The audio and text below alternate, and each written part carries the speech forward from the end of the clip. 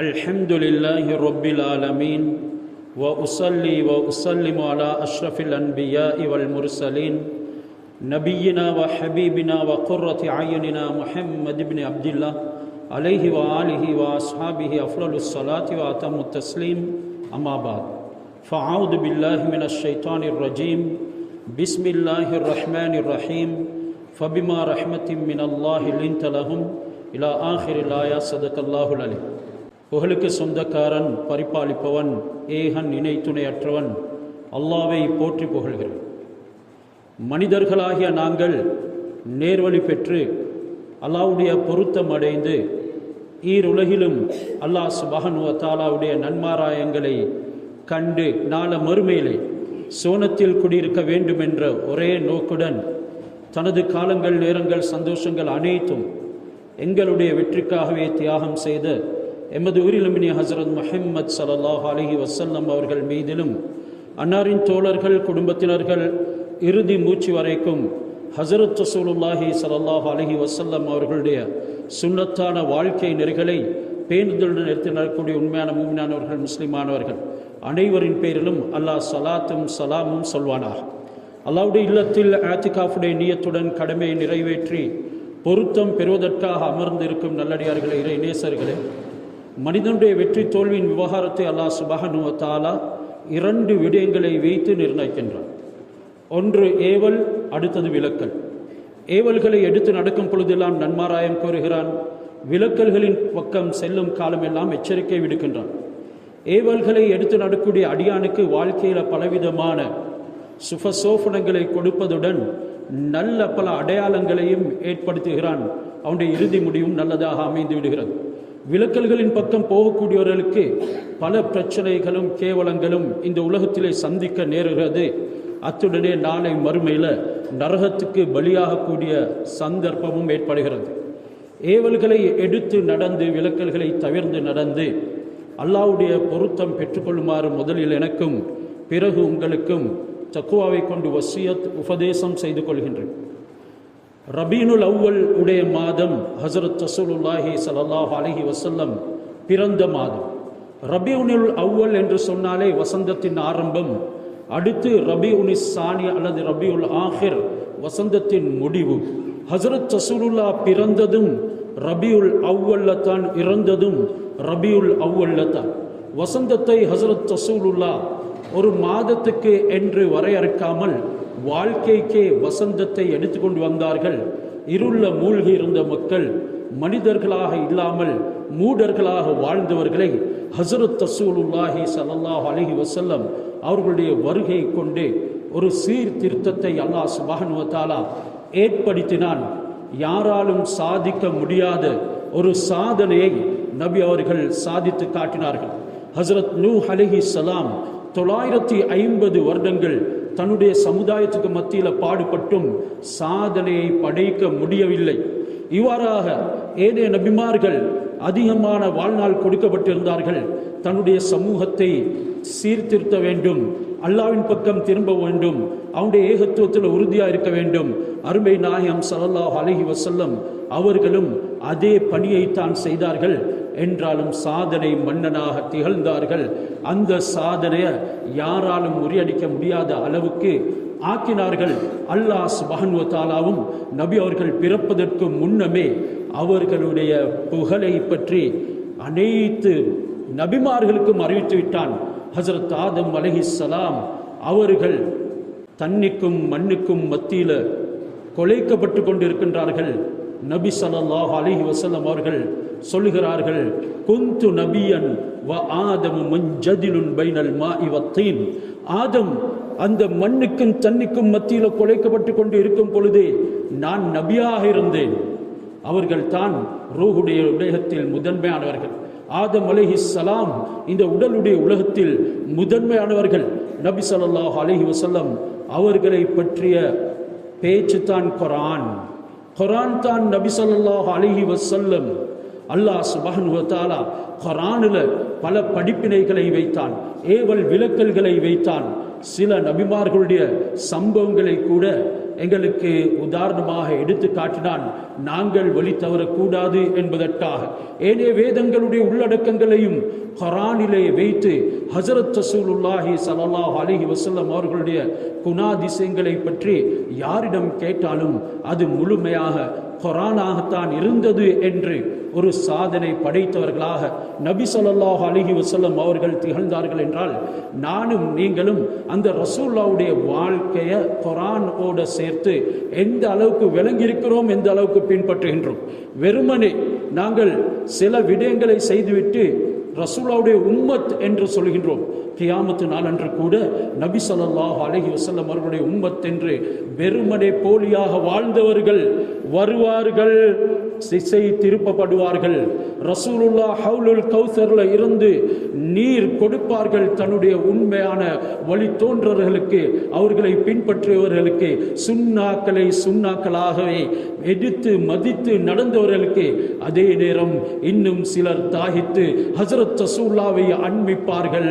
மலாய்க்காமார்கள் தடுப்பார்கள், விடுங்கள் என்னுடைய உம்மத், நபியே உங்களுக்கு தெரியுமா, இவர்கள் உங்களுக்கு பின்னால உங்களுடைய வாழ்க்கையை சிதைத்தவர்கள், பலவிதமான நவீனமான விடயங்களை உண்டு பண்ணினவர்கள். அந்த நீர் தடாகத்தில் ஹவுலுல் கௌசர்ல இருந்து கூட நீர் அருந்த முடியாத ஒரு நிலைமைக்கு அவர்கள் தள்ளப்படுவார்கள். ஹஜ்ரத் ரசூலுல்லாஹி ஸல்லல்லாஹு அலைஹி வஸல்லம் வாழ்ந்தது எனக்காகவும் உங்களுக்காக வேண்டியும். அவர்கள் பல திருமணங்கள் முடித்தார்கள் என்றாலும் எந்த ஒரு மனைவியோடையும் அவர்கள் வீட்டிலே தன்னுடைய காலத்தை நேரத்தை கழிக்கவில்லை. அவர்களுக்கு 40 வயதில் இருந்து நுபுவத் கிடைத்தது தொட்டு சில மனைவிமார்களோட அவர்கள் வாழ்ந்ததே சில மாதங்கள் தான். ஏன் இத்தனை திருமணங்கள் முடித்தார்கள்? மனித சமுதாயத்துக்கு சீரான நடைமுறையையும் பெண்களுடைய தன்மையையும் காட்டி, அப்படியான பெண்கள் உங்களுக்கு வாய்க்கும் பட்சத்தில் அவர்களுடன் எப்படி நடந்து கொள்ள வேண்டும் என்ற ஒரு நமூனாவாக எல்லா மனைவிமார்களும் ஹஜ்ரத் ரசூலுல்லாஹி ஸல்லல்லாஹு அலைஹி வஸல்லம் அவர்களிடத்தில் தன்னுடைய நஃபகாவை, செலவினத்தை அதிகரித்து தர வேண்டும் என்று ஒட்டுமொத்தமாக நிற்கின்றார்கள். நபி ஸல்லல்லாஹு அலைஹி வஸல்லம் இந்த உலகத்துக்கு மட்டும் அவங்க வந்தவர்கள் அல்ல, அல்லது நாள மறுமைக்காக வேண்டி மட்டும் வந்தவர்கள் அல்ல. ஏராளமான மார்க்கத்தின் உடைய சில மதங்களின் உடைய வழிகாட்டிகளை நாங்கள் பார்க்கிறோம். அவர்கள் ஆத்மீக ரீதியில மட்டும் தான் வழிகாட்டுகிறார்கள். ஆத்மீகம் எப்படி வெற்றி பெற வேண்டும் என்பது தான் அவர்களுடைய பாதையாக இருந்தது. அதனின் பக்கம் தான் மக்களை அழைத்தார்கள். அதிகமானவர்கள் துறவரத்தின் பக்கம் தப்போ விருத்திய வைத்து மினிஸ் சமாஜ கெந்தவுவா நமுத் முஹம்மது ஸல்லல்லாஹு அலைஹி வஸல்லம் துமானன் මෙලොව පරලොව ලෞකික සහ අධ්‍යාත්මික දෙපැත්තෙන්ම කිසිම අඩුවක් මිනිස් සමාජයට තිබ්බේ නැහැ. එතුමාණන්ගේ ජීවිතය පරිපූර්ණයි. එතුමාණන් පෞල් ජීවිතයේදී දයාබර සමියෙක්, වගකීම් පරිපූර්ණ කළ පියෙක්, විමුක්තිකාමී ධාර්මික නායකයෙක්, කෝටි සංඛ්‍යාත ජනතාවට තමාගේ ජීවිතයේ නියම පැත්ත පෙන්නලා දුන්නා. අපක්ෂපාතී දේශපාලන නායකයෙක්, යුද බිමේදී ඉතාමත් වීර දීර සටන්කාමියෙක්. මේ විදිහට නබිතුමාණන්ගේ ජීවිතයේ මොනම පැතිකඩක් අපි නිරීක්ෂණය කළත් එහි කිසිම අඩුවක් එතුමාණන් තිබ්බේ නැහැ. නමුත් සමහර මාර්ගෝපදේශකයන්, සමහර ධාර්මික නායකයන් පිළිබඳව අපි පරීක්ෂණ කරලා බැලුවොත් ඔවුන්ගේ එක පැත්තක් තමයි වැඩියෙන්ම බරව තිබෙන්නේ. හසරත් මුහම්මද් සල්ලල්ලාහු අලයිහි වසල්ලම් තුමාණන් දෙපැත්තටම සමව ජීවත් වෙලා කොහොමද තමාගේ ජීවිතය ගොඩ ගන්න ඕන කියන මාර්ගය පෙන්වලා දුන්නා. අල්ලාහගේ තෘප්තිය එමගින් ලැබෙනවා කීවා. ස්වර්ග රාජ්‍ය හිමි වෙනවා කියන සුභාශිංසනයක් දුන්නා. இப்படித்தான் ஹஜ்ரத் ரசூலுல்லாஹி ஸல்லல்லாஹு அலைஹி வஸல்லம் அவர்கள் இரண்டு பக்கத்துக்கும் வழிகாட்டினார்கள். அதனால் பல திருமணங்களை முடித்து பெண்களுடன் எப்படி நடந்து கொள்ள வேண்டும், ஒவ்வொரு பெண்ணும் குணத்தில் பல வித்தியாசம் படைத்தவர்களாக இருப்பார்கள், அந்த வித்தியாச பேதத்தை அறிந்து கொள்ளுங்கள் என்றார். இளம் பெண் ஹஜ்ரத் ஆயிஷா ரலியல்லாஹு தஆலா அன்ஹா அவர்களை திருமணம் முடித்து அவர்களுடன் எப்படி நடந்து கொண்டார்கள். மூத்த பெண் ஹஜ்ரத் ஹதீஜா ரலியல்லாஹு தஆலா அன்ஹா அவர்களை திருமணம் முடித்து எப்படி நடந்து கொண்டார்கள். அதுக்கு இடைப்பட்ட பெண்களுடன் அவர்கள் வாழும் காலத்தில் தகராறுகள் வரும் பொழுது அதனை எப்படி நிவர்த்தி செய்தார்கள் என்பதெல்லாம் எங்களுடைய வாழ்க்கைக்கு பெரும் நமூனாவாக இருக்கிறது. ஹஜரத் ரசூலுல்லாஹ்வை மார்க்க உபதேசம் செய்வதற்கு அவர்கள் இறுதி நபி என்று தோன்றி முழு அகிலத்துக்கும் நான் அருட்படையாக வந்தவன் என்று சொல்லும் பொழுது மக்கள் மறுக்கும் நேரத்தில் நபி ஸல்லல்லாஹு அலைஹி வஸல்லம் கொஞ்சமும் சளைக்க இல்லை. මුළු විශ්වයටම දායාදයක් වශයෙන් එතුමාණන් වහන්සේ සුබ්හානහු වතාලා මේ ලෝකයට තිලින කළා. ඒ අවස්ථාවේදී සතුරන් මගින් ලැබුණු කරදර අපමණයි. එතුමාණන් විඳ වේදනා කියලා නිම කරන්න බැරි තරම් அந்த அளவுக்கு அவர்கள் துன்புறுத்தப்பட்டார்கள், நோவிக்கப்பட்டார்கள். ஊதீது ஃபில்லா மாலம் யௌதா அஹத். ஹஸரத் ஆதம் அலைஹிஸ்ஸலாம் அவர்கள் தொடுத்து வந்த நபிமார்கள், ஹஸரத் நூஹ் அலைஹிஸ்ஸலாம் எந்த அளவுக்கு துன்பப்படுத்தப்பட்டார்கள். கல்லினால் அடிப்பார்கள், அவர்களை மூடிக்கொள்ளும் உடம்பு இரத்தம் வடியும். அப்படி இருந்தாலும் அதை விடவும் நான் துன்பப்பட்டிருக்கின்றேன். அல்லாஹ்வுடைய இந்த மார்க்கத்தின் விடயத்திலே அல்லாஹ் மனிதனை படைத்தான். அந்த மனிதனை வெற்றி பெற வைக்க வேண்டும் என்பதற்காக வேண்டித்தான் இந்த உலகத்துக்கு அனுப்பி ஒரு சோதனையினுடைய வாழ்க்கையை சித்தமாக்கி அதனின் பக்கம் வழிகாட்டுவதற்கு காலத்துக்கு காலம் நபிமார்களை அனுப்பி இறுதி நபியாக மேலோகேட்ட முத்ராவக் வசேன் අන්තිම නබිවරයා වශයෙන් අල්ලාහ් සුබ්හානහු වතාලා යවා තබුවා. මින් මතුවට විකල්ප ධර්මයක් අවශ්‍ය නැහැ. මින් මතුවට මාර්ගෝපදේශකෙක්, සමාජ සංශෝධකයෙක් අවශ්‍ය වන්නේ නැහැ.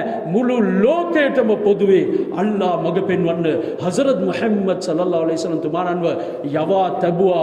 මින් මතුවට මාර්ගෝපදේශකයන් පැමිණෙන්නේ නැහැ. එයට අවශ්‍යත් නැහැ. හේතුව අල් කුර්ආනය අල්ලාහ් பரிபூர்ண கரலா ஹமாரை அல்லாஹ் பூர்த்தியாக்கிட்டான். நபி ஸல்லல்லாஹு அலைஹி வஸல்லம் அவர்களை கொண்டு இவர்களுடைய பூர்த்தியான வாழ்க்கையை எத்தி வைக்கும் பொழுது பட்ட துன்பங்கள், வேதனைகள் ஏராளம். அம்ர் இப்னு ஆஸ், இன்று நானும் நீங்களும் ரலியல்லாஹு அன்ஹு என்று அவருடைய பேற்றை கேட்டால் சொல்கின்றோம்.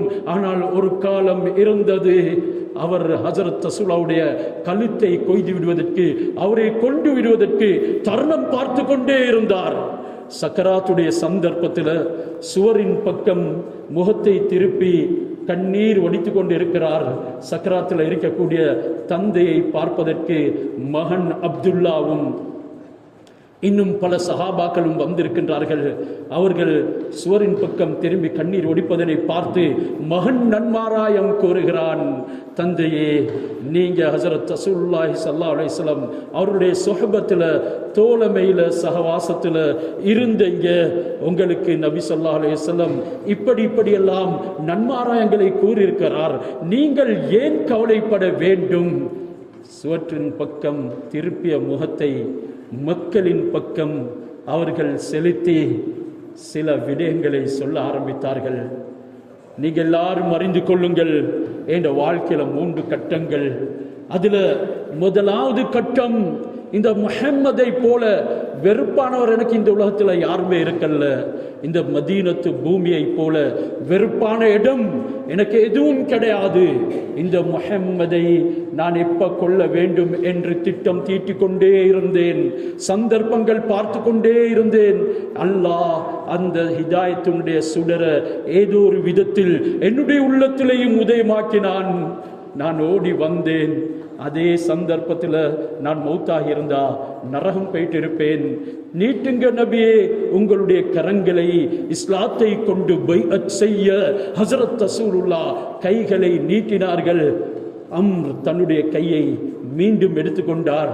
ஏன் அம்ர் கையை திருப்பி எடுத்துக்கொண்டீங்க? சில நிபந்தனைகளை இட விரும்புகின்றேன். என்ன நிபந்தனை? என்னுடைய அனைத்து பாவங்களும் மன்னிக்கப்பட வேண்டும். நீங்க எனக்காக துஆ செய்ய வேண்டும். அம்ர் அலா தஅலமு ஃபஇன்னல் இஸ்லாம் தஹ்திமு மா கப்லஹு. உங்களுக்கு தெரியாதா, இஸ்லாம் அதனை ஏற்பதற்கு முன்னால செய்யப்பட்ட பாவங்கள் அனைத்தும் இஸ்லாத்தை ஏற்றுக்கொள்வதன் மூலமாக மன்னிக்கப்படும். அது மரணிப்பதற்கு சற்று நேரத்துக்கு முன்னால லா இலாஹ இல்லல்லாஹ்வை உச்சரித்து இஸ்லாத்தை ஏற்றுக்கொண்டாலும் 99 வருடம் குஃப்ர்ல வாழ்ந்திருந்தாலும் மன்னிக்கப்படும் என்கிறதுல ஹஜரத் ரசூலுல்லாஹ் கலிமாவினுடைய பரக்கத், இஸ்லாத்தினுடைய பரக்கத்தை அம்ருக்கு உணர்த்தினார்கள். சொன்னார்கள், அம்ர் ஹஜ் உங்களுடைய முன் பாவங்கள் அனைத்தையும் இடித்து தகர்த்து விடும், ஹிஜ்ரத் எல்லா பாவங்களையும் மன்னித்து விடும். இல்ல நபியே, உங்களுடைய புனித வாயின் மூலமாக அதனை நான் கேட்க விரும்புகிறேன். ஹஜரத் ரசூலுல்லாஹ் கையை ஏந்தினார்கள். யா அல்லாஹ், அம்ருடைய பெரிய சிறிய முன் பின் பாவங்கள் அனைத்தையும் மன்னிப்பாயாக என்று துஆ கேட்டார்கள். அம்ர் எந்த அளவுக்கு ஆஷிகுர் ரசூல், ரசூலுல்லாஹ்வுக்கு பிரியமானவராக ஆகிவிட்டார். நபி ஸல்லல்லாஹு அலைஹி வஸல்லம் அவர்களுடைய மஜ்லிஸ்ல அமர்ந்திருப்பார். சொல்லுவார், யாராவது ரசூலுல்லாவை வர்ணிக்குமாறு எனக்கு சொன்னா என்னால முடியாது, நான் அவருடைய அழகு வதனத்தை பூர்த்தியாக கண் இமைக்காமல் பார்த்ததே கிடையாது. இஜ்லாலன் லஹு, அவரின் மீது நான் வைத்திருந்த மரியாதைக்கா. இவ்வளவு பெரிய பகைவன் இந்த அளவுக்கு மாறினார் என்றால் அது நபி அவர்களுடைய பரிபூர்ணமான அஹ்லாக். இன்னக லஅலா ஹுலுகின் அதீம், நபியே நீங்க மகத்தான் நற்குணத்தின் மீது இருக்கிறீங்க என்ற அந்த வார்த்தை தஃப்சீர் செய்யும் பொழுது நற்குணம் என்று ஒன்றிருந்தால் அதற்கும் மேலால ஹஜரத் ரசூலுல்லாஹ் இருக்கிறாங்க. நற்குணத்தில் இருந்து அவங்க படிக்கல, அந்த நற்குணத்துக்கு பரிபூர்ணத்துவம் கொடுத்ததே அருமை நாயகம் ஸல்லல்லாஹு அலைஹி வஸல்லம் தான். அந்த ஹஜரத் ரசூலுல்லாஹ்வுடைய நற்குணமும் அவர்களுடைய நடந்து கொள்ளக்கூடிய விதிமுறைகளும் அவர்களுடைய உள்ளங்களை கவர்ந்தது. எந்த சந்தர்ப்பத்திலேயும் ஹஜரத் ரசூலுல்லாஹ்வுக்கு சிறிய தீங்கு ஏற்பட்டாலும் நம்முடைய உயிரை கொடுப்போம் என்ற அளவுக்கு இருந்தது. அம்ரு சொல்கிறார், இது என்னுடைய வாழ்க்கையினுடைய 2வது கட்டம். இந்த நேரம் இந்த உலகத்தை விட்டு நான் பிரிந்திருந்தால் நிச்சயமாக சொர்க்கவாதியாக இருந்திருப்பேன். எனக்கு அந்த நபியை தவிர பிரியமானவர்களும் அவர்களுடைய வழிமுறையை தவிர எனக்கு விருப்பமானது எதுவுமே இந்த வையகத்தில் இருக்கவில்லை. எங்களுடைய வாழ்க்கையில 3வது கட்டம் ஹஜரத் ரசூலுல்லாஹ் இப்பொழுது எங்களுக்கு மத்தியில இல்ல. எங்களை மக்கள் தலைவர்களாக ஆக்கிட்டாங்க. பல பொது விஷயங்களை நாங்க பொறுப்பெடுத்துட்டோம். அதுல சீரான முறையில நிறைவு கொடுத்தோமா என்ற பயம் என்னுடைய உள்ளத்தை வாட்டி கொண்டிருக்கிறது. என்னுடைய மௌத்துக்கு பின்னால என்ன நடக்குமோ எனக்கு தெரியாது என்று கவலைப்பட்டார்கள். சொன்னார்கள், நான் மரணித்த உடனே, இது சக்கராத்துல பேசுறது, எனக்கும் உங்களுக்கும் சக்கராத்துல உயிர் இழுத்து கொண்டிருக்கும் தருணத்துல பேச வருமா? சொன்னார்கள், என்னுடைய மரணத்துக்கு பின்னால நீங்க என்ன கபர் அறைக்கு கஃபன் செய்து குளிப்பாட்டி கொண்டு போவீங்க, என்ன அடக்கம் செஞ்சு ஒரு ஒட்டகத்தை அறுத்து பங்கிடும் நேரம் வரைக்கும் கிட்டத்தட்ட ஒரு 20-25 நிமிஷம் என்னுடைய கபருக்கு மேல நின்றிருங்க.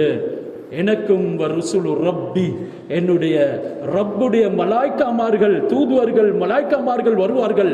அவர்களுக்கும் மத்தியில என்ன நடக்குது என்று கேட்டுக்கொண்டு இருங்க என்ற ஒரு சமுதாயத்தை உருவாக்கிட்டு நபி ஸல்லல்லாஹு அலைஹி வஸல்லம் அவர்கள் போனார்கள். என்றால் இவர்களுடைய இந்த சமாஜ மெஹவர கொஹமது அப்படி வர்ணனாக்கிறார். இவங்களுடைய இந்த சமூக பணியை நாங்க எப்படி வர்ணிக்கிறது? எந்த கோணத்துல தான் அவர்கள் குறை வைத்தார்கள்? ஹஜரத் ரசூலுல்லாஹ்வை கீழே போடுவதற்கு எப்படியான இட்டுக்கட்டுகள் செய்தார்கள்? பைத்தியக்காரர் என்றார்கள். நபி அவர்கள் தாங்கிக் கொண்டார்கள். சொற்களினால் கொடுத்த வேதனை ஏராளம். நாங்க மதீனத்துக்கு போனதன் பின்னால எங்கள கண்ணியமானவர்கள், இந்த இழிவானவர்களை, கேவலமானவர்களை மதீனாவில் வாழ மாட்டோம். அல்லாஹ் குர்ஆன்ல சொல்கிறான், இந்த இழிவானவர்களை, இந்த முஹம்மது நாங்க வெளியேற்றி விடுவோம். அவர்கள் வாழக்கூட விடல. மக்கமா நகரத்தில் அல்லாஹ்வுடைய போதனைகளை 13 வருட காலங்களாக எடுத்து வைக்கும் பொழுதெல்லாம் கொடுத்த துன்பங்கள் ஏராளம். இறுதியில பிறந்த பூமியில வாழ விடல, விரட்டினாங்க. நபி ஸல்லல்லாஹு அலைஹி வஸல்லம் கஷ்டப்பட்டாங்க. அவங்க என்ன கொல்லுவாங்க. சௌர் குகையில ஏறினாங்க. அபூபக்கர் ரலியல்லாஹு தஆலா அன்ஹு அவர்களுடன் அங்க 3 நாள் தங்கிவிட்டு ஒரு நாள் திங்கள் அன்று இறங்கினாங்க. காஃபிர்கள் தேடி விட்டு சென்று விட்டதன் பின்னால, சிதறிவிட்டதன் பின்னால மக்கமா நகரத்தின் பக்கம் திரும்பினாங்க. யா மக்கத்து மா அஹப்பகி வமா அத்தியபகி வமா அஹப்பகி மின் பலதின். மக்கா, நீ எனக்கு எவ்வளவு பிரியமான ஒரு மனமான இடமாக இருக்கிறாய்.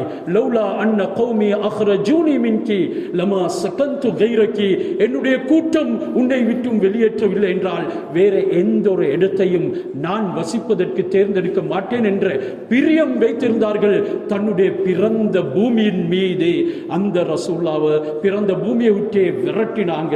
விரட்டியதன் பின்னால் அவர்கள் சும்மா இருக்கவில்லை. நபி அவங்களுக்கு பங்கம் விளைவித்தாங்க, கொள்வதற்கு முயற்சி செஞ்சாங்க. அவங்களுடைய எல்லா விதமான சுடர்களையும் இல்லாமலாக்க வேண்டும் என்று நினைத்தார்கள். என்றாலும் பெரும் ஒளியுடையவர்களாகவே அல்லாஹ் சுப்ஹானஹு வ தஆலா அவர்களை அனுப்பினான். அதனுடைய பிரதிபிம்பமாக ஹஜ்ரத் ரசூலுல்லாஹ் விளங்கினார்கள். மக்களுடைய உள்ளங்கள்ல வாழ்ந்தார்கள். பகைவர்களும் நண்பர்களாக மாறினார்கள். இறுதியில ஹஜ்ரத் ரசூலுல்லாஹ்வுடைய குடும்பத்தில் கையை வைத்தார்கள்.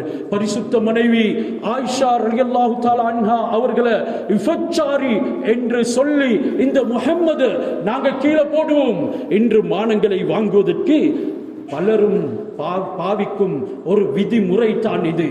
இறுதியிலே விபச்சார குற்றத்தை சாட்டினார்கள் தன்னுடைய அருமை மனைவிக்கு. ஹஜ்ரத் ரசூலுல்லாஹ்வும் சலைந்து அப்படியே உடைந்து போனார்கள். செய்வது அறியாது தடமாறினார்கள். உபை இப்னு சலூல் முனாஃபிக்குடைய தலைவன் ரசூலுல்லாஹ் மதீனாவுக்கு வந்த உடனே பலவிதமான கங்கணங்களை கட்டி அவர்களை கீழே போடணும், கொல்லணும், எனக்கு இருந்த செல்வாக்கள் அனைத்தும் அவரின் பக்கம் திரும்பிட்டது என்று எல்லா விதமான திட்டங்களும் தீட்டியவன் ஹஜ்ரத் ரசூலுல்லாஹ்வுடைய மனைவியுடைய விடயத்திலே கை வைத்தான். சஃப்வான் பின் முஅத்தப் என்ற சஹாபியோட இவள் விபச்சாரத்தில் ஈடுபட்டுட்டாள். மதீனாவுல செய்தி பரவ நபி ஸல்லல்லாஹு அலைஹி வஸல்லம் அவர்கள் அசைந்து போய்விட்டார்கள். சஹாபாக்களும் செய்வது அறியாது தடுமாறினார்கள்.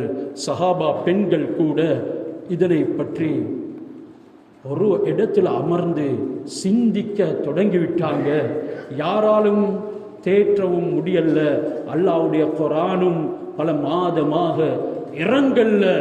இறுதியில அல்லாஹ் சுப்ஹானஹு வ தஆலா ஆயிஷா ரலியல்லாஹு தஆலா அன்ஹா பரிசுத்தமானவள், අය නිර්දෝෂී, ඇගේ කිසිම වැරද්දක් නැහැ කියලා සූරා නූර් පරිච්ඡේදයේ කුර්ආන් පාඨ 13ක් එක හෙලාම පහල කළා. අල්ලාහ් සුබ්හානහු ව තාලා ඇය පරිශුද්ධ කාන්තාවක්. නබිතුමනි, ඔබතරම් පිරිසුදු මිනිසෙකුට අවලස්සන නින්දිත කාන්තාවක් කවරදාකවත් විවාහයට මම එක් කරන්නේ නැහැ කියන එකත් අල්ලාහ් ඒ කුර්ආන් පාඨමකින් තහවුරු කළා. நபி ஸல்லல்லாஹு அலைஹி வஸல்லம் கேட்டாங்க. பலரிடத்திலையும் ஹஸரத் ஆயிஷா ரலியல்லாஹு அன்ஹா அவர்களை பற்றி எல்லாருமே சொன்னது நன்மையான விடயங்கள் தான். இது ஏராளமான விடயங்கள் சகோதரர்களே. இவைகளை சொல்லி முடிக்கிறது ரொம்ப சிரமம். ரசூலுல்லாஹ் தான் முழு தீனும், ரசூலுல்லாஹ் தான் முழு குர்ஆனும். எந்த பக்கத்தில் தொட்டாலும் யாராலும் பேசி முடிக்க முடியாது, எழுதி முடிக்கவும் முடியாது. அந்த ஹஸரத் ரசூலுல்லாஹ்வுக்கு இப்படியான முறையில் திட்டம் தீட்டி மானம் வாங்குவதற்கு முயற்சி செய்தவர்களை கூட மன்னித்த விந்தையை பாருங்க. கடைசி நேரம் உபை இப்னு சலூல் நபி ஸல்லல்லாஹு அலைஹி வஸல்லம் அவர்களுடைய ஆடையினால் தன்னுடைய கஃன் தரிக்கப்பட வேண்டும் என்று விரும்பினார். ஒரு தடவை உபை இப்னு சலூலுடைய மகன் அப்துல்லா, அவருக்கு இஸ்லாம் நசீபாக இருந்தது. நபி ஸல்லல்லாஹு அலைஹி வஸல்லம் ஒரு இடத்துல உட்கார்ந்து தண்ணீர் குடித்து கொண்டு இருந்தாங்க. ஓடி வந்தார், சொன்னார், யா ரசூலல்லாஹ், குடிக்கிற தண்ணியில கொஞ்சம் மிஞ்ச வைங்க. ஏன்? என்னுடைய வாப்பா உபைக்கு கொடுக்கிறதுக்கு. உங்களுடைய உம்மில் பட்ட நீரை அவர் குடித்தால் நிச்சயமாக அல்லாஹ் சுப்ஹானஹு வ தஆலா அவருக்கு ஹிதாயத்தை கொடுப்பான், இஸ்லாம் நசீபாகிவிடும் என்ற எண்ணம் என்னுடைய உள்ளத்தில். ரசூலுல்லாஹ் உடனே அந்த மிஞ்சிய தண்ணியை கொடுத்தாங்க. ஆனந்தத்தோடு எடுத்துக்கொண்டு ஓடினார். வாப்பா குடிங்க. என்ன இது? அருமை நாயகம் ஸல்லல்லாஹு அலைஹி வஸல்லம் குடித்து எஞ்சிய தண்ணி. இதனால் அல்லாஹ் உங்களுடைய உதயத்தில் மாற்றத்தை ஏற்படுத்த முடியும் சொன்னார். எவனுடையாவது மூத்தரத்தை கொண்டு வா, குடிக்கிறேன், ஆனால் இதை நான் குடிக்க மாட்டேன். இப்படியான பகமை கொண்ட பஞ்சமா பாதகங்களை செய்து ரசூலாவை விழுத்தாற்றத்துக்கு முயற்சி செய்த இந்த உபை இப்னு சலூல் இறுதி நேரத்தில் முஹம்மது உடைய ஆடினால் என்னுடைய கஃன் செய்யப்பட வேண்டும். அப்துல்லா இங்கே தன்னுடைய முனாஃபிக் தந்தை மரணித்ததும் ஓடி வருகிறார். நபியே, என்னுடைய வாப்பா போயிட்டாரு, ஆனால் அவருடைய இறுதி வசியத் உங்களுடைய ஆடையினால் கஃன் செய்யப்படணும், நீங்கள் அவரை தொழுவிக்க வேண்டும். ஹஸரத் ரசூலுல்லாஹ் வந்தார்கள், தொழுவிக்க நின்றார்கள். அல்லாஹ் சுப்ஹானஹு வ தஆலா குர்ஆனுடைய ஆயத்தை இறக்கினான். ஃபலா தகும், நீங்க ஒரு போதும் நபியே முனாஃபிக்காக நயவஞ்சகனாக, அதுவும் தெளிவாகவே அல்லாஹ் காட்டி கொடுத்த பிரசித்தி பெற்ற முனாஃபிக் இவன். குர்ஆனிலே அல்லாஹ் சொல்லிட்டான், அப்படியானவர்களுடைய கபூரில் நீங்க நிற்கவும் கூடாது. இன்னும் ஒரு ரிவாயத்தில் அவனை அடக்கம் செஞ்சிட்டாங்க. ரசூலுல்லாஹ்வுடைய ஆடையை தருவிக்க முடியல. நபி ஸல்லல்லாஹு அலைஹி வஸல்லம் அந்த பகைவனுக்கு காட்டிய பரிவு, அவனுக்கு கொடுத்த மன்னிப்பு, கபரை தோண்ட சொன்னாங்க. கபருக்குள்ளே இறங்கினாங்க. இன்னைக்கு எங்களுடைய கபூரில் 2 பேருக்கு இறங்கவும் மேலாது. நீங்கள் பார்ப்பீங்க அந்த வெளிநாடுகளில், முஸ்லீம் நாடுகளில், சவுதியில் கபூரில் 10 பேர் இருந்தாலும் இறங்கேன். அந்த அளவுக்கு விஷாலமாக அவைகளை தோண்டுவாங்க. ஒரு மனிதனுடைய உயரத்துக்கு அதனை தோண்டுவாங்க. ஆனால் இன்றைக்கு மிருகங்கள் தோன்ற அளவுக்கு கபூர்கள் தோண்டப்படுது. ஹஸரத் ரசூலுல்லாஹ் இறங்கி அவனுடைய தலையை எடுத்து தன்னுடைய புனிதமான தொடையின் மீது வைத்து வாயை திறந்து உமிழ போட்டாங்க. அந்த நேரம் வாடாம் என்று சொன்னார். இந்த நேரம் ஹஸரத் ரசூலுல்லாஹ் உமிழ போட்டாங்க. இதன் மூலமாவது இவனுக்கு ஏதாவது ஒரு நலவு கிடைக்கும் என்றால் அதுதான் நான் கண்ட வெற்றி. அப்துல்லா, உங்களுடைய வாப்பாவுடைய விடயத்தில் நான் மிஞ்ச வச்ச தண்ணிக்கு நீங்க விரும்பினீங்க, அதற்கு நான் பிரதி கூலி இந்த முறையில் கொடுக்கிறேன் என்கிறதனையும் ரசூலுல்லாஹ் சொல்லாமலே காட்டினாங்க. இதனை பார்த்து கொண்டு இருந்த கபருக்கு மேல 100 கணக்கான முனாஃபிக்கீன்கள் ஷஹாதா கலிமாவை சொல்லி இஸ்லாத்தை ஏற்றுக்கொண்டார்கள். அப்படியான ஒரு சரித்தையத்தான், அப்படியான ஒரு பாத்திரம் தான் என்னுடைய உங்களுடைய முஹம்மது ஸல்லல்லாஹு அலைஹி வஸல்லம். ஆனால் இன்றைக்கு எங்களுடைய வாழ்க்கையில மன்னிக்கும் தன்மை இருக்கிறதா? உறவுகளோட கூட எவ்வளவு காலம் பகைமையாக இருக்கிறோம். உறவுகளை சேர்த்து வைக்கிறதுக்கு தான் ரசூலுல்லாஹ் வந்தார்களே தவிர பிரிக்கிறதுக்கு வர இல்லை. நபி ஸல்லல்லாஹு அலைஹி வஸல்லம் அவர்களுடைய மன்னிக்கும் தன்மைகளை அறிந்து கூட கூட பிறந்த சகோதரிய சாட்சிய மாமிய மன்னிக்க தயாரில்லை. நாங்க மன்னிச்சிட்டால் எங்களுடைய கௌரவம் கண்ணியம் போய்விடும் என்று ஒரு பிரஸ்டிஜை ஆதரித்து வாழக்கூடியவர்கள், அவர்கள் மரணித்தால் நரகம் போவார்கள். ஒரு நாளும் அல்லாஹ்வுடன் உறவை துண்டிப்பவன் சம்பந்தம் பெற முடியாது. அது வேற தலையங்கம். நான் அதனை தொடல்ல. கொஞ்சம் சிந்தனை செய்யுங்க. ஹஸரத் ரசூலுல்லாஹ் எந்த கோணத்தில் தான் குறை வைத்தார்கள்? இன்றைக்கு எங்களுக்கு இன்றி அமையாத வாழ்க்கை பகுதி ஒன்று தான் கொடுக்கல் வாங்கல் என்கிறது. இந்த கொடுக்கல் வாங்கல்ல அவர்களுடைய தகுதிக்கேற்ப ஒவ்வொருவரும் ஈடுபட்டு இருப்பார்கள். ஹஸரத் ரசூலுல்லாஹ்வுக்கு ரொம்பவும் கஷ்டமான காலம். மக்கள் இஸ்லாத்தின் பக்கம் வந்து கொண்டிருக்கக்கூடிய சந்தர்ப்பம். இஸ்லாத்துக்கு வரக்கூடியவர்களுக்கு அள்ளி வழங்குவது ஹஸரத் ரசூலுல்லாஹ்வுடைய வழக்கம். இஸ்லாமும் அதனைத்தான் சொல்லுகிறது. அவர்களை அதிகமாக கவனியுங்கள். இஸ்லாத்தின் பக்கம் வரக்கூடியவர்கள் அல்லாஹ் சுப்ஹானஹு வ தஆலாவுடைய பிரியமானவர்கள். அவர்கள் அந்த இஸ்லாத்தினுடைய பிரியத்துக்குள்ளேயே வைத்திருக்க வேண்டும். அந்த நவ முஸ்லிம்களுக்கு முதலுரிமை கொடுங்க என்று சொல்வதற்கு ஏற்ப ஹைபருடைய யுத்தத்தில் கூட வந்த பிரம்மாண்டமான கனிமத் பொருட்களை ஹஜரத் ரசூலுல்லாஹ் நவ முஸ்லிம்களுக்கும் முஹாஜிரின்களுக்கும் தான் பங்கு வைத்தார்கள். அந்த அளவுக்கு முதலுரிமை ரசூலுல்லாஹ் புதிதாக இஸ்லாத்தை தழுவக்கூடியவர்களுக்கு கொடுத்தார்கள். அவர்கள் எங்களை விட கண்ணியமானவர்கள்.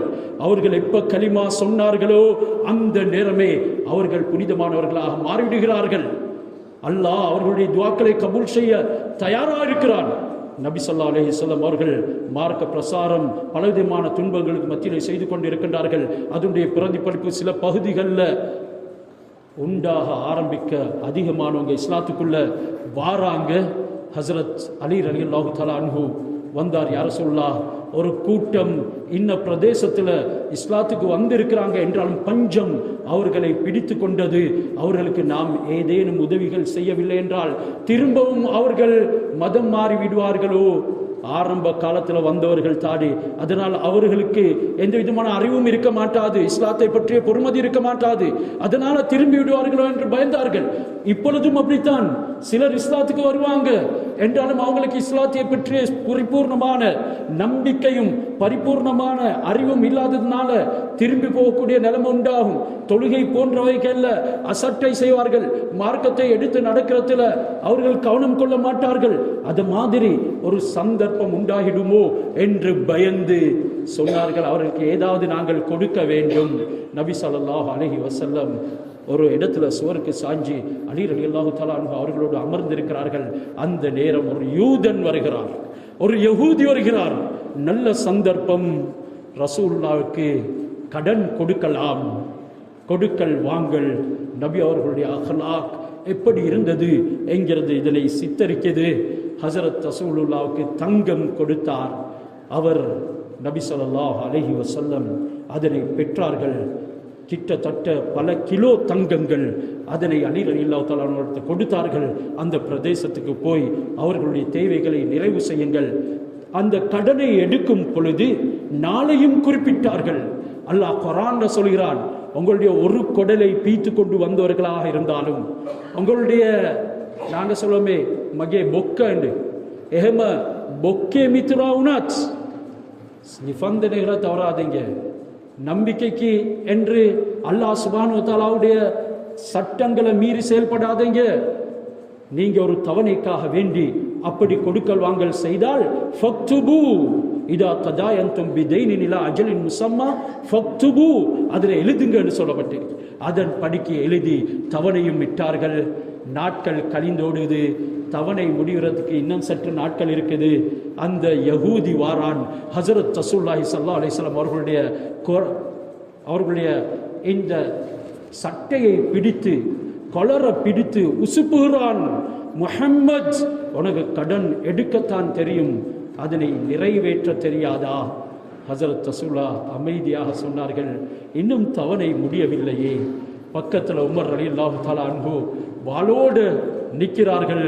தஅனி அத்ரிபு உனுகஹு யா ரசூலல்லாஹ், நபியை விடுங்க, அவனுடைய கழுத்தை நான் கொய்து விடுகின்றேன். வாளை தூக்கினார். யஹூதி பயந்தார். சொன்னார், உமர், இது விடந்தவாதம் புரிவதற்கு உண்டான இடம் அல்ல. இவருடைய கடனை நிறைவேற்றத்துக்கு ஏற்பாடு செய்யுங்க. அத்துடனே இவருக்கு ஈச்சப்பழமும் கொடுங்க, தங்கத்தையும் கொடுங்க. அதுக்கு நீங்க அதிகமாக நல்ல தரமான ஈத்தங்கனிகளையும் கொடுங்க. நீங்க வாளை உருவி அவரை பயமுறுத்தியதற்காக கடனை நிறைவேற்றும் பொழுது நல்ல முறையில் நிறைவேற்றுவர் தான் அல்லாஹ்வுடைய பொருத்தம் பெற்றவர். உமர் ரலியல்லாஹு தஆலா அன்ஹு யஹூதியை அழைத்து கொண்டு போகின்றார்கள். கடனை நிறைவேற்றிவிட்டு தரமான ஈச்ச பழங்களையும் மேலதிகமாக கொடுக்கும் பொழுது யஹூதி கேட்கிறார், உமர், உமக்கு தெரியுமா நான் யார்? யார் நீ? நான் ஸைத் இப்னு ஷஅனா. உமர் ரலியல்லாஹு அன்ஹு பிரமித்து போனார்கள். ஸைத் தௌராத், இன்ஜீல் அனைத்தையும் படித்த ஒரு பெரிய ஆலிம் நீ, ஹஸரத் ரசூலுல்லாஹ்வுடைய தன்மைகள் அனைத்தையும் விளங்கிய நீ, இந்த புனிதமான மனிதனுடன் இந்த முறையில் நடந்து கொண்டது நியாயம் தானா? சொன்னார், உமர், நான் தௌராத் இன்ஜீலை படிக்கும் பொழுது ஹஸரத் ரசூலுல்லாஹி ஸல்லல்லாஹு அலைஹி வஸல்லம் அவர்களுடைய அனைத்து குண நலங்களையும் அவர்களுடைய சிஃபாத்கள் தன்மைகளையும் இந்த புனித வதனத்தை முகத்தை பார்க்கும் பொழுதே அறிந்து கொண்டேன் என்றாலும் அந்த தௌராத்தில் எழுதப்பட்டிருந்த 2 விடயம் எனக்கு மூடலாகவே இருந்தது. அதனை பரிசீலனை செய்ய வேண்டும் என்பதற்காகத்தான் தருணம் பார்த்து கடன் கொடுத்து இந்த முறையில் நடந்து கொண்டேன். அங்க உரையப்பட்டிருக்கிறது, இந்த முஹம்மது ஸல்லல்லாஹு அலைஹி வஸல்லம் இறுதி தூதருக்கு கோபம் வரும் நேரத்தில் அவருடைய இல்மும் ஹெல்மும் அவருடைய அறிவும் சார்ந்த குணமும் அதிகரிக்கும் என்று.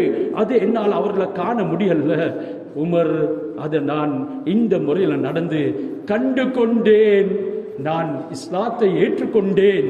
ஹஸரத் ரசூலுல்லாஹ் இடத்துல வந்தாங்க, யா ரசூலல்லாஹ் அஷ்ஹது அல்லா இலாஹ இல்லல்லாஹ் வாஷது அன்ன முஹம்மதன் அப்துஹு வ ரசூலுஹு என்று கலிமாவை ஏற்று இஸ்லாத்தை தழுவினாங்க. யா ரசூலல்லாஹ், என்னுடைய சொத்து செல்வங்கள் எல்லாமே உங்களுக்கு இஸ்லாத்துக்காக ரசூலுல்லாஹ் எல்லாமே எடுக்க இல்லை. அவ்வப்பொழுது தேவை ஏற்படும் பொழுது எடுத்தார்கள். அந்த ஸைத் இப்னு ஷுஅனா மாபெரும் சஹாபியாக திகழ்ந்தார். சகோதரர்களே, இந்த முறையில் ஹஸரத் ரசூலுல்லாஹ்வுடைய வாழ்க்கையில் எந்த பகுதியை தான் தொடுறது, எதை தொட்டாலும் அது குர்ஆனும் ஹதீஸும் தான். அந்த நபி ஸல்லல்லாஹு அலைஹி வஸல்லம் அவர்கள் ஒரு சமூகத்தை கட்டி எழுப்பினார்கள். அவர்களின் மீது திருப்தி கொண்டார்கள். நான் இந்த உலகத்தை விட்டும் பிரிய போகிறேன். அந்த நேரம் ஹுவைரிசா என்ற ஒரு சஹாபி, யா ரசூலல்லாஹ், நீங்க எங்களை விட்டும் பிரிய போறீங்களா? கவலைப்பட்டார்கள். அல்லாஹ் எனக்கு சாய்ஸ் தந்திருக்கிறான், அல்லாஹ் எனக்கு இக்தியார் ஆப்ஷன் தந்திருக்கிறான். நான் இந்த துனியாவில் இறுதி மனிதன் வரைக்கும் உயிரோடு இருந்து கியாமத்து நேரம் வரும் வரைக்கும் உயிரோடு இருந்து மரணிக்கலாம், அல்லது அல்லாஹ்வுடைய அழைப்பை ஏற்று போகலாம். சஹாபி சொல்கிறார், யா ரசூலல்லாஹ், இது ஜன்னத்துல் பக்கீல, அந்த பக்கீல் கர்கத் என்ற கபுரறையில் வச்சு இந்த சம்பாஷணை நடக்குது. சஹாபி சொல்கிறார், நீங்க எங்களோட கடைசி உம்மத் வரைக்கும் இறுதி வரைக்கும் வாழலாமே. இல்ல, நான் என்னுடைய ரப்பை சந்திக்க ஆசையாக இருக்கிறேன். என்ற ரப்பை சந்திக்கிறது தான் என்னுடைய இறுதி குறிக்கோள். நான் போறேன் என்றார்கள். நபி ஸல்லல்லாஹு அலைஹி வஸல்லம் போவதற்கு முன்னால ஒவ்வொருத்தரையும் பரிசீலனை செஞ்சாங்க. சஹாபாக்கள் பரிபூர்ணமான ஈமானுடனும் நேர்மையான தன்மையுடனும் இருந்தார்கள், பொறுப்பு கொடுத்தார்கள். இறுதியிலே சொன்னார்கள், இன்றைக்கு 1,25,000 பேர் நீங்க இருக்கிறீங்க, எனக்கு முன்னால நான் உங்களுடைய கையில இந்த தீனுல் இஸ்லாத்தை பொறுப்பு சாட்டிட்டு போறேன். யா அல்லாஹ், நீ சாட்சியாக இரு என்று ஹஜ்ஜத்துல் வதாவுல எனக்கும் உங்களுக்கும் ஒரு பெரிய சன்மானத்தை நபி ஸல்லல்லாஹு அலைஹி வஸல்லம் அவர்கள் சுமத்தாட்டி விட்டு போயிருக்கிறாங்க. சகோதரர்களே, இதற்காக வேண்டி நானும் நீங்களும் பாடுபடும் காலமெல்லாம் நிச்சயமாக அல்லாஹ் கைவிட மாட்டான். எங்களுக்கு வெறுமனே கண்களுக்கு விளங்காவிட்டாலும் கூட அல்லாஹ் எங்களுடைய சந்ததிகளை வாழ வைப்பான். நாளை மறுமையில குடும்பம் சகிதமாக சோனத்திலே ஒன்று சேர்ப்பான். அருமை நாயகம் ஸல்லல்லாஹு அலைஹி வஸல்லம் அவர்களுடைய வாழ்க்கையை படிப்போம், வாசிப்போம், அதற்காக முயற்சி செய்வோம். அந்த சுன்னாக்களை எடுத்து நடப்பதற்கு நாங்கள் முயற்சி செய்வோம். ஏராளமான விடயங்கள் எனக்கு சொல்ல ஆசையாக இருக்குது. இந்த மிம்பர் மேடை அதற்கு தகுதியான இடம் அல்ல. எனவே கடிமானவர்களே, உலமாக்கள் ஏராளமான முறையில் உபதேசங்களை செய்கிறாங்க. இவைகளை வெறுமனே ஒரு பயான் என்று சொல்லி நினைத்து கொண்டு திரும்பி போய்விடாமல், அல்லது வெறுமனே ஒரு சம்பவத்தை நாங்கள் படிக்கிறோம் என்ற எண்ணத்தில் முடிவு கொடுக்காமல், நபி அவங்களுடைய வாழ்க்கையாக எடுத்து நடக்க ஆரம்பிங்க. அவங்களுடைய ஒவ்வொரு சுன்னாவும் ஹிதாயத், ஒவ்வொரு சுன்னாவும் எங்களுடைய வாழ்க்கையில மாபெரும் செழுமையும் பிரகாசத்தையும் உண்டாக்கும். எங்களுடைய தொழில் மற்றும் குடும்ப வாழ்க்கையில பெரும் பரக்கத்தை ஏற்படுத்தும். இவைகள் அனைத்துக்கும் ஏராளமான சம்பவங்கள் இருக்குது. அந்த ரசூலுல்லாஹ்வுடைய வாழ்க்கைக்காக வேண்டி தன்னை அர்ப்பணித்த சஹாபாக்கள் எவ்வளவு பெரிய சபையிலும் நபி ஸல்லல்லாஹு அலைஹி வஸல்லம் அவர்களுடைய நடைமுறையை விட்டு கொடுக்கிறதுக்கு தயாராக இல்லை. அந்த அளவுக்கு அவர்கள் அதனை பேணி பாதுகாத்தார்கள். இதனால தான் நபி அவங்களுடைய சுன்னத்துகளை பின்பற்றக்கூடியவர்களுக்கு, அதாவது இந்த காலத்தில் அந்த சுன்னத்துகளை பின்பற்றக்கூடியவர்களுக்கு 100 ஷுஹதாக்களுடைய நன்மைகள் கிடைக்கும் என்றெல்லாம் கூறப்பட்டிருக்கிறது. எனவே அல்லாஹ் சுப்ஹானஹு வ தஆலா அருமை நாயகம் ஸல்லல்லாஹு அலைஹி வஸல்லம் அவர்களுடைய முஹப்பத்தை மட்டும் ஏற்று முடித்துக் கொள்ளாமல், அவர்களுடைய குணநலங்களை பாடி முடிக்காமல், அவர்களுடைய வாழ்க்கையை வாழ்க்கையாக எடுத்து நடந்து அவர்களுடைய அன்பையும் அவர்களுடைய பின்பற்றுதலையும் சுமந்து நாளும் மறுமையில் அல்லாஹ்வுடைய பொருத்தம் பெறக்கூடியவர்களாக நம் அனைவரையும் ஆக்கி அருள் புரிவானாக.